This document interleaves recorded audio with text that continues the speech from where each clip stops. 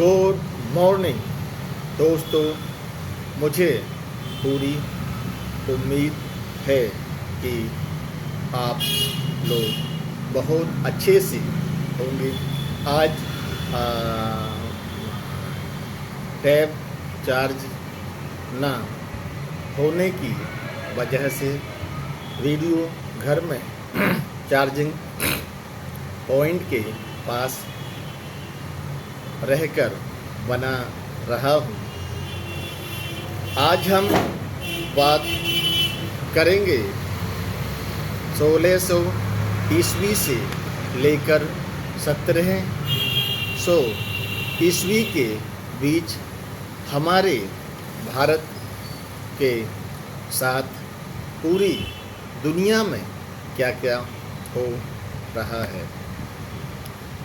भारत की बात करें तो दिल्ली सल्तनत अब दिल्ली सल्तनत के नाम से नहीं जानी जाती है, बल्कि मुग़ल एम्पायर, जो कि पूरे भारत में सबसे ज़्यादा मजबूत और बड़ी सेना वाला था। अकबर, जो कि इस मुग़ल डायनेस्टी के सबसे बड़े शहंशाह माने जाते हैं, 1605 ईस्वी में अकबर की मौत हो जाती है। उसके बाद जहांगीर, जिन्हें इतिहास में सलीम के नाम से भी जाना जाता है, उनका शासन 1627 ईस्वी लगभग 22 सालों तक रहा। जहांगीर ने आर्ट पर बहुत ही ज़्यादा ध्यान दिया और इसी जहांगीर के हुकूमत के वक्त में ही अंग्रेज़ों को भारत में व्यापार और अपनी एक व्यापारिक जगह, यानी पहले उसको कोठी कहा जाता था, सूरत में खोलने के लिए जहांगीर ने परमिशन दे दी। 1627 में जब जहांगीर की मौत हो जाती है, उसके बाद 1628 से 1658 लगभग 30 साल शाहजहां का दौरे हुकूमत रहा। लगभग 30 साल शाहजहां ने अपने हुकूमत के दौरान ताजमहल, लाल किला, जामा मस्जिद जैसी बहुत ही अच्छी इमारतें बनवाईं और ऐसा माना जाता है कि शाहजहां का 1628 से 1658 का दौर भारत में मुगलिया इमारतों का गोल्डन पीरियड था, क्योंकि ताजमहल, जिसे कि आज विदेशों से लोग देखने के लिए आते हैं, उसे शाहजहां ने ही बनवाया था। और लाल किले का रेनोवेशन भी शाहजहां ने आगरा में करवाया था। औरंगज़ेब, जो कि शाहजहां को गद्दी से उतारने के बाद और अपने भाइयों को दारा शिको के जैसे काबिल और उत्तराधिकारी को औरंगज़ेब ने मारकर मुगलिया सल्तनत की राजधानी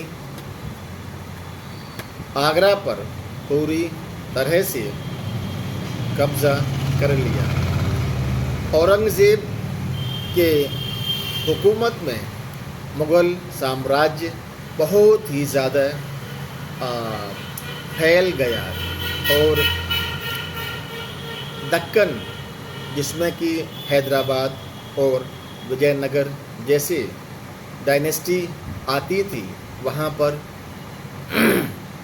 औरंगज़ेब ने कई बार अभियान चलाए और अपनी हुकूमत को महाराष्ट्र, हैदराबाद,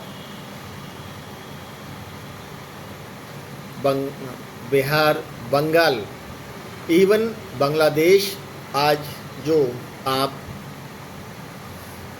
देखते हैं, वहाँ तक औरंगज़ेब की समय में मुग़ल एम्पायर की हुकूमत रही थी। इसी दौरान मराठा ताकत बनकर उभरे और छत्रपति शिवाजी महाराज, जो कि मराठों में बहुत ही ताकतवर और गुरिल्ला वॉर के यूँ कहें कि भारत में गुरिल्ला वॉर के फाउंडर माने जाते हैं। शिवाजी महाराज ने मुग़लों को बहुत ही ज़्यादा टक्कर दी। औरंगज़ेब के समय में शिवाजी महाराज हर समय औरंगज़ेब और मुग़लिया फौज से लड़ते ही रहे। इसी दौरान सिख भी ताकत में आने लगे और गुरु गोविंद सिंह, जिन्होंने कि 1699 में खालसा पंथ जिसको बोला जाता है उसकी शुरुआत की और सिखों ने भी मुग़लों से लोहा लिया। जैसे कि मैंने अभी आपको बताया कि जहांगीर के समय में ईस्ट इंडिया कंपनी भारत में आ चुकी है और उसने अपनी व्यापारिक कोठी बनाने के साथ ही भारत में सत्ता की तरफ देखना भी शुरू कर दिया है। अब हम अगर पूरे विश्व की बात करें तो गैलीलियो और न्यूटन जैसे साइंटिस्ट ने नई नई खोजें की। गैलीलियो ने ही बताया कि पृथ्वी चपटी ना होकर गोल है, जबकि ईसाई बाइबल में ऐसा लिखा है कि पृथ्वी चपटी है। इसी गैलीलियो के तर्क को धर्म विरुद्ध मानकर चर्च ने गैलीलियो को फांसी की सज़ा सुनाई थी और फ्रांस, इंग्लैंड, पुर्तगाल, डच जैसे फाइनेंशियली स्ट्रॉन्ग ना होकर भी छोटे होने के बावजूद इन्होंने अफ्रीका और अमेरिका में अपनी बिजनेस कॉलोनी बनाना शुरू कर दिया। बिजनेस की बात करें तो समुद्र के रास्ते से व्यापार बहुत ही ज़्यादा बढ़ चुका है और अमेरिका, अफ्रीका जैसे महाद्वीपों को लूटकर यूरोप के देश डच, फ्रांस, इंग्लैंड और स्पेन बहुत ही ज़्यादा फाइनेंशियली स्ट्रॉन्ग होकर उभरे हैं और ऐसा आपको 1700 से 1800 के इतिहास को जब आप सुनेंगे तो आपको महसूस होगा कि इन चोरों ने अमेरिका और अफ्रीका को लूटकर कैसे एशिया को भी अपने कब्ज़े में लेने के लिए बहुत ही ज़्यादा खर्चे किए और नई टेक्निक अपनाकर लड़ाइयाँ लड़ी और पूरी तरह से एशिया पर भी कब्ज़ा कर लिया।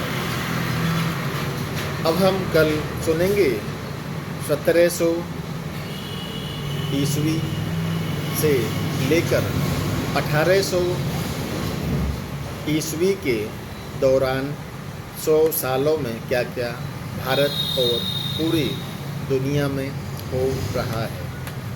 शुक्रिया।